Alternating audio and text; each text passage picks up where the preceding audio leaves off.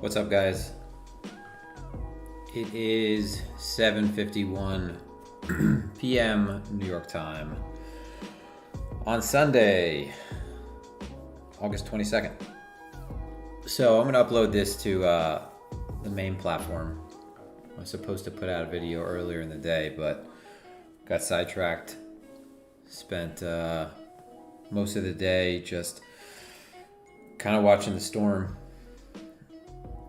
Looking out my backyard, watching the storm, and went to the gym, flip-flopped a handful of times, ultimately took a long, and yeah, now we're going to be just going over some thoughts going into the weekly close. I'm currently flat with the exception for spot. So all right, so I'm doing this live. Just figured I'd give everyone you guys a chance if you wanted to hop in. I'm not going to be taking questions. This is just going to be one of the videos that's uploaded to the BlockRoots main page as part of the ongoing weekly video series where I will add one video a week. Ideally, we'll get a routine going. It's just been very hectic lately with moving into the new house, but I don't think we have anyone coming over in the next week or two. Yard is done, fence has to get done, but shouldn't be really anything that interrupts me. Finally got most of the stuff out of the way. So we'll take a look at BTC. Just some thoughts. Earlier in the day I was flip-flopping down here. Down at this. Let me just take, this is my, so lately I've been trying to have less of an intensive swing approach.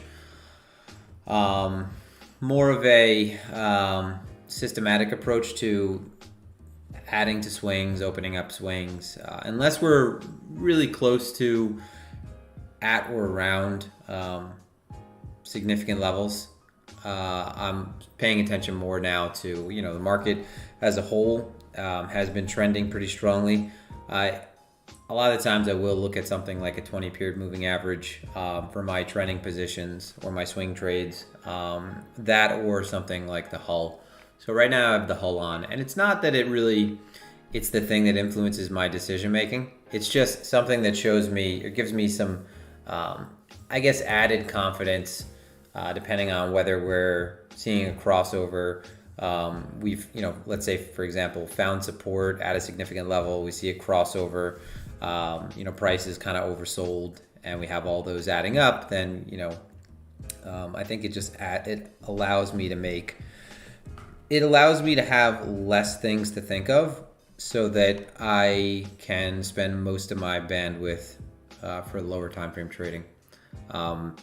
Trading crypto, you're benefited if you could be more of a generalist, right? So if you're able to sort of hit from all angles, play the field, play all positions, for me that means being a great low time frame trader, and also, that being said, being able to participate in the higher time frame trades and capture the sort of meat of the move. And I think it's easier in crypto to do that than any other market. But again, you only have so much brain power to deal out. And if I could add something, or rather take things away, I think when the market is trending, moving averages are great to use. Then if I could just take some of the load off of that time frame, so that I can focus on scalping, then, anything that can help me do that is a good thing. And I don't want to turn this into me making a case for moving averages, because I'm not. I've always said moving averages are very useful, but it could be anything, right? Anything, right? RSI is great, right? Traders use the MACD. There are plenty of tools, and every tool has, there are many ways to skin a cat, right? So It's not one tool that's better than the other. It's how to use it, right? So for me, this just makes it a little bit simpler for the for some swings. So I don't get myself out early, right? And maybe for me to be able to pick up on changes in momentum and shifts in the trend early as well, right? Rather than just maybe waiting for support test. I could see when the trend is beginning to maybe pick up steam again, even if we're not close to, at, or around, significant structural levels. Not to go too much into it, but earlier this morning, I was looking at this immediately. The first things you see are you're coming off of a, you have a balanced day, you have another balanced day, relatively balanced inside value structure. All right, so it's a little faded right now, but this is yesterday's value area. This is today's value area. A lot of overlap. So this is very balanced, right? This is very accepted in this region. Price is ranging, and that's clear. The entire trend upward, we've had sort of these impulsive, yet I would say they're impulsive, but they're not gappy. They do leave single prints behind. Like we'll have, the entire way up, we've had trending days that look like double distributions more than sort of your built up trend type structure, where you have something like this. They've been more of double distributions like this, followed by maybe 1 or 2 days of balance and then continuation. Double distribution days are typically it's either short covering or shorts being forced out, right? Short liquidations, or if it's the downside, long liquidations. And they're very imbalanced moves. And I say that this is impulsive, but they're not, I don't want to say it's thin to where the move is not supported and there hasn't been a base that's been following this upward. If you have a double distribution day, like I've gone over before, the single print area is a good area to look to get involved for sort of re-entry to the trend. But on the flip side, if we see the trend stalling, if we see that maybe a price is being rejected after this move, after balance, right, prodding the highs, maybe re-accepting back within the structure, trading below where most of the volume came in, something like that, then we would look at a double distribution as an area that probably price would move quickly back through if we gained acceptance into sort of that thin spot. But today what happened was we took out yesterday's lows, right? So we're looking at daily open, price is balanced, okay, breaks below yesterday's low. You have a structure like this that comes off of a balanced day period. Two opportunities almost immediately on the table, because again, what has been the norm is a trend day followed by immediately, if we have some type of balanced day, it's usually more than just 1 day balance before we lead to continuation. And part of the reason why we've actually had structure that's decent is because we haven't had this sort of one strong trend day, double distribution, 1 day of balance, and then continuation. It's been that instead, we've had an impulsive period followed by a decent amount of consolidation, then followed by continuation. So the structure on the way up I was trying to say this earlier, but I was like, I guess, sticky tongued. It's substantial. How do I put it? Substantial, or, because double distribution structure, it's imbalanced, right? It's sort of the definition of imbalance, because you have, a period of balance followed by an impulse followed by another period of balance. It's not balanced as in it's symmetrical. It is, it's not symmetrical. What would be the word if you folded it over itself? I can't even think right now. This is like going back to elementary school, trying to think of, what is it? It's symmetrical, and I can't think of the other word with shapes, whatever. It's not important. But we have a balanced day. So after a trending day, after a strong move like this, it's not weak, right? There's no real signs of weakness yet. We had, again, yesterday I pointed out, but said, we have signs of overheating, but remember this can continue. So you have a balanced day, immediately highs and lows are in play, right? So highs and lows of this balanced day, meaning, you have a move outside of the lows, reacceptance within the range. A lot of times you could just play back to the center of the structure, right? Sort of the meat of the move, which is the point of control, or where a majority of this participation occurred, right? The center of that distribution. So that was in play, right? But, staring you in the face is the fact that, yesterday's high, maybe a little lower high here. Price looks like maybe it's beginning to round out, possibly roll over. And most importantly, to go over sort of, if you're going to look at the chart, identify the single most important detail on the chart at that time.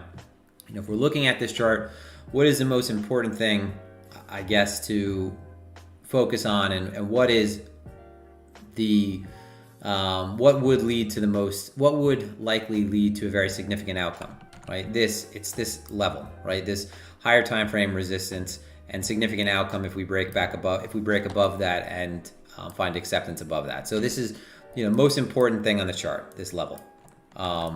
So this is a level where, technically speaking, and I say this frequently, this is a very significant level in terms of risk reward, right? If as many times when we might have a very strong bullish move, and I'll say, hey, guys, this is really bullish, but just from a contextual risk reward standpoint, this is a better short than it is long. If we're just talking, not saying that it's a better short, but saying just from, if we're looking at this and we're defining it solely based off of risk reward, then the closer you are to resistance, the better it is for shorts, right? If we had signs that were really making it the case that price was weak and sellers were beginning to gain the upper hand, then this would be phenomenal. But just like good opportunities wouldn't last too long, right? So great contextual level to sell some Bitcoin, put it that way. This is a great level to sell Bitcoin. This is why I unloaded some longs, okay? So great level to sell because, again, it's very defined. Hey, if we're back above 50, you're probably looking immediately at 53. And then, honestly, if we're just speaking frankly, you're probably looking back at these highs. So that's how significant it is. So that stares you in the face, right? It's the most obvious thing on the chart. Now we've had, the weekly close just occurred. Damn, I drowned on too long. Price is rounding out. We were at that level. So that's something that you have to consider. But price anyway at the lows, okay, reaccept it back within. So I get long immediately, add acceptance back within this level. The one thing that's kind of messing with me is we start to see Bybit get a little long in the tooth, but I think it's not long in the tooth, long in the paint. That's how I want to say it. Long in the tooth means old, right? So we see Bybit getting a little aggressive. I think one important detail worth going over. So I got long, sold, long, sold, long, sold. I didn't get short anywhere within here, but I was in and out of the long. It was very frustrating, and I think it was partially because my head wasn't really in the trade. I was like, okay, there's a hurricane today. Is this the hurricane? Is there gonna be more to it? Is it just this right now? This is great because we just bought this new house. It's on the water. It would fucking suck if we had a terrible hurricane. But either way, long here, and then you start to see Bybit get very long, get very aggressive. The one thing that I think is worth pointing out, and when traders are new to order flow and they're new to profile, it's easy to hang on something that is insignificant, sort of drop in a bucket, right? You have, in the case, I think it was like 10 million contracts opened up long by Bybit. You have that, right?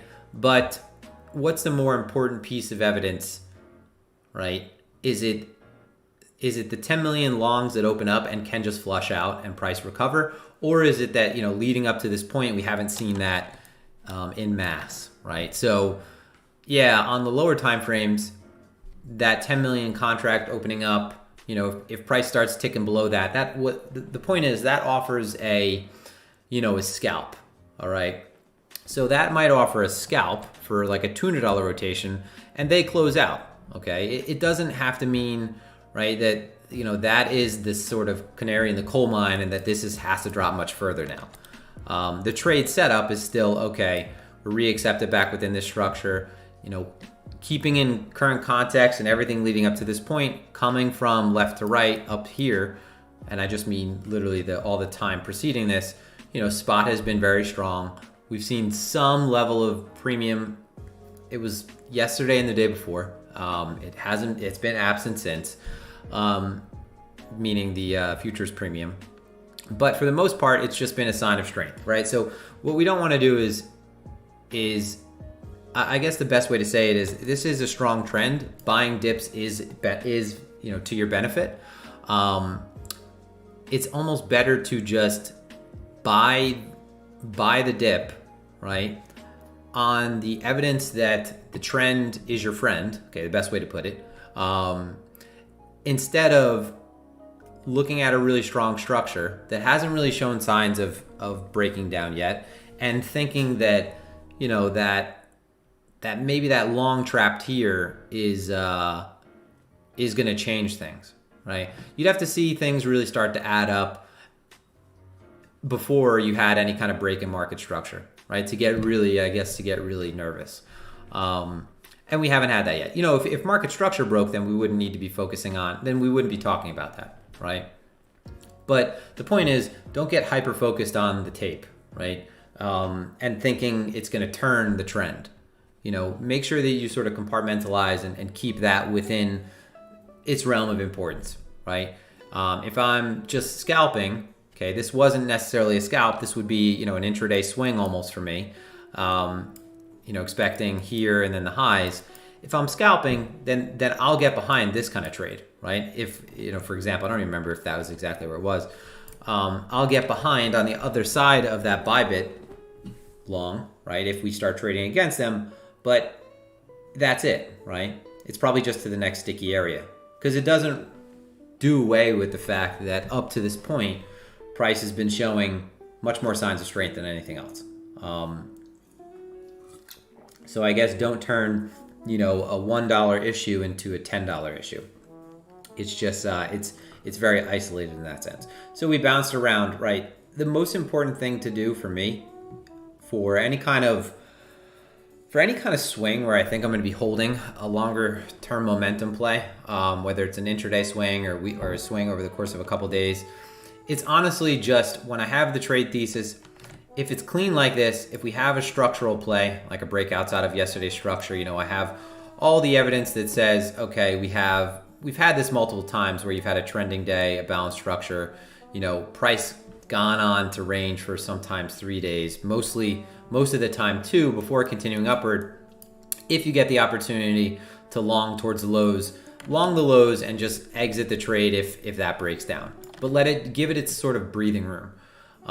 It's useful to, and it's important, I think, for scalping to micromanage.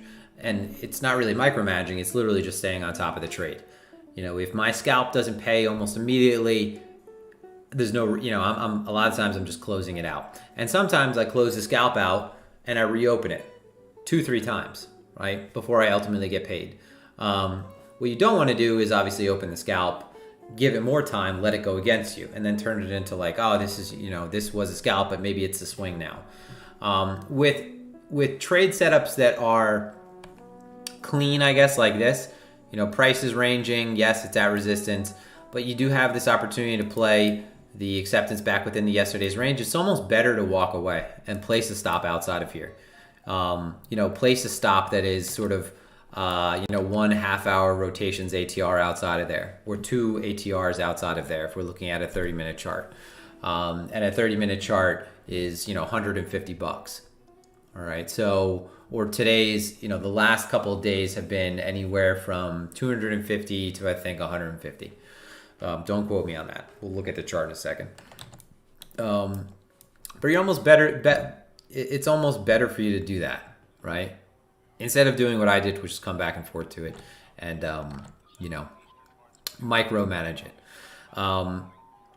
This is, again, the idea is playing a range. The presumption is that we haven't had really a case where the range has reversed or has continued in a single day, right? It's been, and what I mean is after the impulsive structure that's, double distribution, trend type day, the range day that follows, we haven't had a case where it's been from here down or from here up, right? A lot of the times it's been, 2 days. And again, I think for the most part, it's been 2 to 3 days for this structure. I mean, we could just look at you could pull out your TPO chart and look at that, right? The balance days that follow, you're getting at least 2 balance days after these double distribution type moves. And they're not inside days perfectly, but, with the exception of earlier back down towards 40,000, the first balance day that came out, we'll look at the TPO now, actually, rather than just trying to pull this from memory. One sec. So this is what we're looking at. To reset this now. So now we have 2 balance days, inside value for the most part. Pro with that low. We actually ended up taking out those single prints. So again, all more reasons why, if we're just respecting this trend, right? Not overthinking it. We talked in the stream yesterday. These single print areas are good areas to get involved. And sure enough, this more or less closed that gap. But what I'm referring to is after these double distribution days, so double distribution right here, we've had, for the most part, 2 pretty balanced days that follow. And what I was saying when I was saying there was an exception at 40K, it was that we have a double distribution day here, and we have 2 balanced days, but they're balanced, but they're not within balance, right? You have value migration here. So this was a unique sign of strength because you have a balanced day, you're building a base, you have another balanced day, and value is being distributed higher in a very, very balanced and sort of based manner.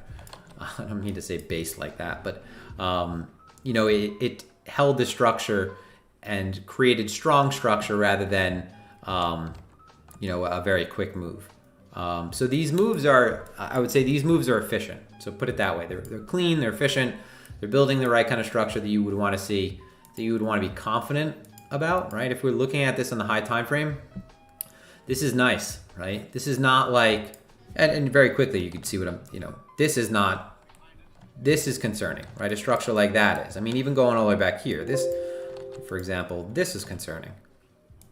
Okay, it's just this up only mode.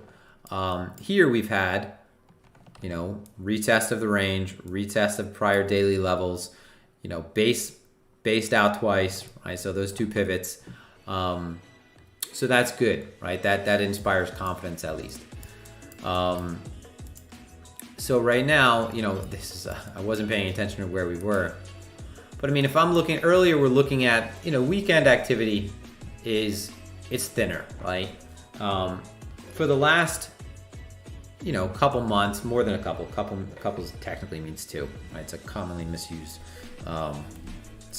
almost like a colloquialism. For the last year, it's been, weekend activity has been fade worthy, right? And I really have to check that again because I might just be repeating something that is no longer or wasn't relative past a certain point. Weekend activity is always thinner, right? We know there's always less activity on the weekend. So we expect choppier conditions because, again, thinner market, easier to move it around with less volume. If you're going to take stops, do it on the weekend. This is something that's common in FX, with investment banks, large banks, and we're not talking about individual traders. We're talking about large stop runs and grabs of liquidity. It would be done on the weekend, right? That's just common, that was a common in practice in foreign exchange markets. So with weekend activity in BTC, the idea of fading it is, okay, if stops are going to be run and the market's going to be reversed, the stops are going to be run on the weekend, right? It's like an easier time to do it, right? If you're going to attack, why not attack when there are less people sort of defending? Okay. But the last couple weekends, we've just seen BTC, it's been strong, right? So if we're looking at weekly structure now, one thing that so weekly structure, higher time frame, we ended up closing above, back within the prior range. So we'll just clear this stuff off now. Okay, so that's our close, right? So just inched above, okay? One thing that I was talking about, and it goes both ways, right? One thing that I was talking about was, you know, sort of basic game theory, right? If whales were colluding, and there's sort of this misconception in crypto that like all whales communicate, and they're, you know, there's a conspiracy and it's them, you know, trying to move the market against retail sort of as a team. No, whales battle against each other, right? They just have more gunpowder. We're all kind of playing the same game, and you know, some people just have more gunpowder. Or it's a snowball fight and some people have more snowballs, okay? But, and that is a reference to, there's a great book that sounds like a horrible book, but it's Trade Your Way to Financial Freedom by Van Tharp, and it sounds like a horrible trading book, but it's actually one of the better books for newer traders to read. But what I was talking about was, okay, so, you know, let's think about what might be done to create liquidity or set up a trap. And one of the things you could think of, and it could be very well setting up right now in the opposite direction, is, you know, when you have a change in market structure on the highest of time frames, you're bringing in the most amount of participants, right? You know, I've said many times before, if we're just looking at, you know, this range right here, this is a significant range, right? It's a very clean looking range. Now your scalpers, your intraday traders, they could take advantage of this. But your, you know, huge positional traders, they don't really care what's going on between here, because what's going on between here is in a very small time frame. You know, if we zoom out, all of that is taking place right here. So they're not going to get involved because, one, they can't scale that way. Okay, they wouldn't be able to really get involved in such tight areas unless, you know, high frequency trading. But positional trading, large swing traders, bigger players looking to add on larger positions, you know, this might be a very small amount of space that they could accumulate a position over, right? If they were trying to build a short, but they certainly don't care about what goes on within here between this range. Meaning, for example, you know, if this range occurred and it's, you know, not in close proximity to higher time frame support or resistance, you know, what occurs through this range, whether it's a break to the upside, a break to the downside, it doesn't really like pull them to the screens. You know, your whales are not, you know, they're not looking at that and saying, okay, that's significant. You know, that's only important to the lower time frame traders that are taking advantage of this. And this goes to the concept of other time frame participant. You know, other time frame traders, the ones who sort of shape the market. The idea being that they, you know, one, it wouldn't be worth it for them to get involved here. They would incur large costs if they were trying to get involved for such small trades. But, you know, where we are right now, just to not lose my point, where we are right now, when you have a change in higher time frame market structure, then again, that's a change to everybody, right? You know, through a significant weekly level, your scalpers can take advantage of that retest. Your swing traders and position traders might take advantage of that change. The idea is you're changing it sort of for the most amount of participants, so you could have the most amount of people involved. So let's say you have a few whales that, you know, what do they want to do to engineer a larger squeeze?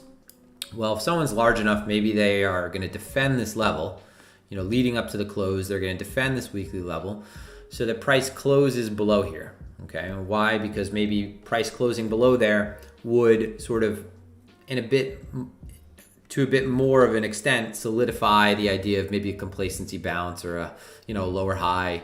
And then because of that close, even though technically it's just one more weekly close under there, you know, maybe you have that many more traders that are now just in a very systematic manner going short, right? Because they're thinking, okay, we weren't able, you know, we this is the first time we flirted with it, but now we're unable to close through it. You know, I think that, you know, that is a significant close. I'm going to just get short, place my stop within here, and that's that. So that kind of trigger, you know, can influence players that have obviously substantial amount of capital. Same thing can be said right now with this very small close through, right? Maybe and you don't want to go too far down this rabbit hole. You want to just trade what ultimately the chart says, you know, meaning rather not only what price action is telling you, but what participation is telling you, right? What kind of flow we're seeing after this close. But maybe this kind of close is one where, you know, they're trying to make, you know, price just close through this enough rather to trigger sort of the same systematic approach in the opposite direction. What they're trying to do is maybe they're trying to fill shorts up here, and they know that if they're able to force the close through here, people are going to long in a very mechanical fashion because you have a change in weekly market structure, right? We closed back within a prior range. Now, the thing is, you don't want to go too far down this sort of this kind of thinking, right? Thinking that they're, controlling the market to this degree. But one thing, to say is that more often than not, these weekly closes do, and rather are, significant, right? When we do have change in weekly market structure. So I would look at this though and say, okay, to what degree would it be better, or which way would it be worse? This is probably on the lower end of the spectrum in terms of this is not the best kind of close, right? For example, if your criteria up to this point was, we get the close through into the prior range, on the weekly, I'm going to start, just getting long. Okay, well, what kind of close would you have preferred? Probably something a little bit firmer, close towards the high, no wick. This is kind of just cresting over that level. So obviously there's variance, or there's rather some kind of diversity with what we're looking for and how we're going to respond with respect to that. I don't really want to overthink that too much. Like, I don't want to see what you don't want to do is start, trying to figure out which part of the decision tree should get more weight with sort of minor details like that. For me, it's like this is just showing the price is still strong. It's no reason for me to start getting massively longer in terms of spot, but it is enough for me to stay confident. Okay. You don't want to sort of psych yourself out of positions and go too far down this rabbit hole to where you're suddenly, again, the concept of sort of reflexive opposition or, too contrarian. But it is something worth thinking of, right? Now, something that Jim mentioned, he said something on Twitter today, and it was to the effect of like longs on a Sunday. Obviously, it leaves out, the idea was why long on something to the effect of, longing on Sunday is a poor decision. I should look at the tweet, but I don't think it's that important. But his idea is it is correct, right? There is statistically a high probability short setup, at least for scalpers, because the idea is we just had the weekly, right, close towards the high of the candle. It's a good weekly candle. A lot of wick towards the downside, right? We know enough that wick is not insignificant. There's a ton of development down there. But this weekly candle so far it has no wick. So not to confuse this weekly candle with being significant so far because it's only a couple hours in, but the idea is what is the probability that we have a weekly candle after this period of sustained activity that has no wick, right? So if you're looking at this right now, what would a wick, what does a wick imply? Well, a wick implies at some point when we create the lower portion of this range that there will be a move down, right? So just from a statistical standpoint, there is probably a decent short setting up, right? Now, where you can tag that on, what's going to lead to you taking that, it's another thing. It's not, okay, obviously there's just a short right here immediately. But, just historically speaking, look at previous weekly candles. How many of them have no wick to the downside? Okay. Now, it just happens to be that with this type of setup, you better have a nicely defined position, right, in terms of where your invalidation is, because the trades that don't have a weekly wick or a very insignificant one, that speaks to the strength that's behind them, right? So you'll have like this ridiculous candle, and that's the candle that has no wick. And if you were going to take this trade and say, well, there's a high probability that a wick will form, I'm going to take this trade and go on vacation and not look at the trade anymore, well, then you might have trouble, because if it does get away from you, it's implying a tremendous amount of strength. So that's, something to consider. But you should be informing your decisions in some kind of probabilistic manner. And Bitcoin has such a limited history to where it's not too hard to manually go through the chart and actually see, okay, what stacks up, what is significant, and so forth. Let me just make sure we're still live. Okay. All right. We have some stream beats going on right now. So currently this range, right? So we're tapping at yes, today just opened, so we're no more than 27 minutes into the day. But what we're looking at is two very balanced structures, okay? I think that, what has occurred in the past is likely to continue into the future if there's no major changes, all right? So it's very easy for traders to just say, we've been doing this long enough, we have to come back down. When it's, the same exact argument can be made for the market's been really strong. Why assume that it's going to be anything less than continuously strong until there's any major evidence to the contrary? So, looking at this right now, you have a very cleanly defined range. I think that, let's go to the daily. Although you don't have a inside day setup, so this is there's a fair amount of inside value, so meaning just yesterday's value, for example, engulfs the prior day's value. Okay, so it's spread out a little bit more, right? But we had a good amount of soak at the lows. Okay, came and tested this single print area. It's not an inside day structure where you have a day like this with a high-low range, and then the day that follows is within it, but it is a balanced break, right? So I think you could kind of play it the same, right? If this was an inside day structure, let's just say that this never occurred down here. The inside day structure would be a trade through the high or through the low, right? Expansion through the high or through the low. All right, so a break from this balance, a break from balance setup. Sometimes you get inside day structures that are inside value also. That's kind of like the best setup you can have for this kind of trade. But as you can imagine, those details are sometimes they're not make or break, right? It doesn't change the fact that the last 2 days have been relatively within balance. Like it doesn't, what happens when you have a trade setup that is perfect textbook wise? You do have a lot of people looking at it and saying that's a perfect setup, and they're going to be enforcing that setup. And if there's no one sort of taking advantage of that liquidity and on the other side of it, these moves can have legs just off of that alone. Again, it's a feedback loop. It's a sort of a self-fulfilling thing. But I think that setup is there.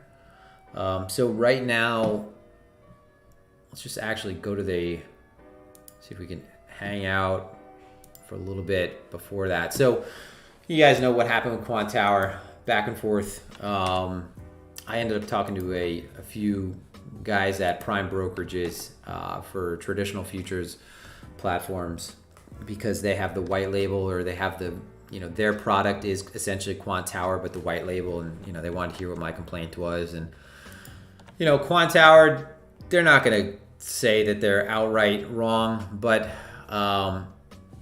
I know that I know that it was on their end. They made something that, is in good faith. I'm using the product again. They made something to make, so the log will show what you use on the platform, right? So, for example, I'm just making sure I have the right setup. You guys can see. If you were to look at your trade logs, it would see, you'd see what orders you used, what you did on the platform, and the whole thing with them. I don't want to go over it again. Was they were saying that I essentially hotkeyed. I didn't hotkey. So what they ended up doing anyway was they made something to make sure that you can't hotkey, right? So when this is on, when this button is on, I can't. So right now, let's say I want to hotkey in, we'll just buy 10,000 contracts. I'm just going to, if I am in this window and I just press B, I'm just going to market buy that. I could sell that. I could buy that again, sell that. If this button is not selected, I can't do that. So, I'm a click trader. I will use hotkeys when I want to. But the point was, they said I used it when I didn't. 8.7 million contract opened, and I lost 13K off of that fee alone. But I have, for this platform now, I have a sub account, and I have less of capital at risk, and I'm just using more leverage to, I'm using leverage in the right way. So, I always say I don't use leverage, and that's because what I normally never will do, unless very infrequently might I expose myself to maybe 2x my portfolio. A lot of times I'm just using leverage to expose myself to what I would have exposure to anyway, right? If I have money off of the exchange, I don't have all money deposited on every exchange, obviously. Then I am technically using leverage because I am increasing my size to reflect that amount, right? So what I've done is, because I can't have something happen where due to a platform issue, I liquidate an account with $1 million in it. So obviously I would be on a flight to wherever these guys are. But I do have just the right amount of money to where it's not it wouldn't be the worst thing in the world. I think that this thing is going to happen again. I would hope and pray that after that complaint and seeing those, they made sure that they absolutely patched up anything. And now, because of this button, they really can't say, once this is selected, they can immediately see, and I could see also that, I have it selected, meaning I'm not going to be having any kind of hotkeys accidentally hit. And, I'm trading with, there's less money exposed onto the exchange. It's not changing my position sizing. It's just, if shit was to go black swan again, it wouldn't be the end of the world. Right. The problem is there's no other platform that allows you the same execution. So it's kind of like you could gripe all you want, but at some point, do you want to have to use the exchange interface when it's, so much better to trade with the ladder? And right now I found out I can't really give that up. So I ended up trying to sort of meet it halfway with reducing my capital exposed. So, I'm looking at BTC right now. Nice little drop, but doing nothing yet. The only time that I'm going to get interested is if we are now back below VWAP, right? So now that we've managed to recover these lows, right? We made a move back towards the highs. This is really becoming more and more of a balanced structure, right? Price now rejected at yesterday's highs. There's not really much that's going to go on within here for me. We have some longs closing out. Looking at the footprint on Bybit, looking at the footprint on FTX. You have a good amount of shorts coming into the market, but some of that open interest is obviously down. The next area that I would get involved would be probably a break of yesterday's high. Right after this kind of move down, if we break above yesterday's high and we're back above this range, the last 24 hours unable to re-accept above there, break above yesterday's high, we're probably looking much higher at that point. 50K has become, we're kind of grinding at resistance right now, and 50K is such a significant number that I think that this trade could easily turn into, a $2,000-$3,000 move up. Being the 50K is right there, and we're ranging right under it. Below us, would I be willing to take a swipe of these lows again because we still have a range? Maybe, right? It depends. I would need to see that below this low, right? If we're going to stab below there, that we had some kind of significant selling, some kind of base built again, and then maybe at that point you're considering that maybe it's a lower high that's going to form, but you're at least looking maybe back up to the midpoint of the structure, sort of around VWAP. But nowhere within the center would I really care to get involved. I already closed out my trade anyway, so I'm still just long spot. AVAX is I added more AVAX, and oh my god, I didn't even notice this. Added more AVAX. I mean, this is kind of simple. This is, let me go to the other screen because I have the one specific TV for BTC looking at it on the 1 and 3. I'm just looking at AVAX. I mean, AVAX is kind of like Luna in this regard. Look at AVAX, look at Luna, same sort of range, breakdown, nice whip up. And because of that, I don't think that, the market is very strong right now. I don't think that this is all you get, right? I don't think that this is a grab and then, a reversal. This looks like it's about to make new all-time highs. It's just in a good area to find a position, right? my thesis is that this prior range high acts like support. If we're back down within it, you know, I could cut and reevaluate. But yeah, so we got the weekly close. I wasn't paying attention for that. I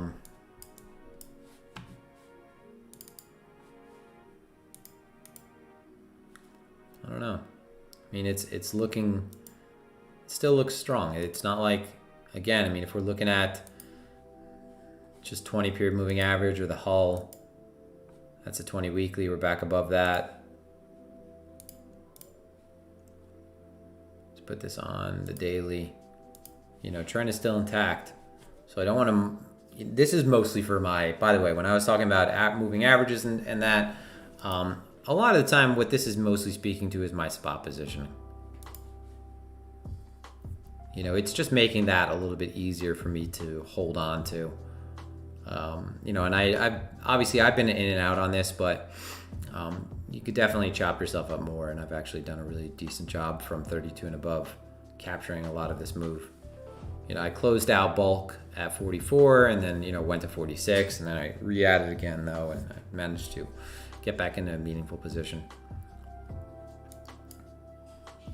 But I think that's gonna do it, guys. I mean, this looks good.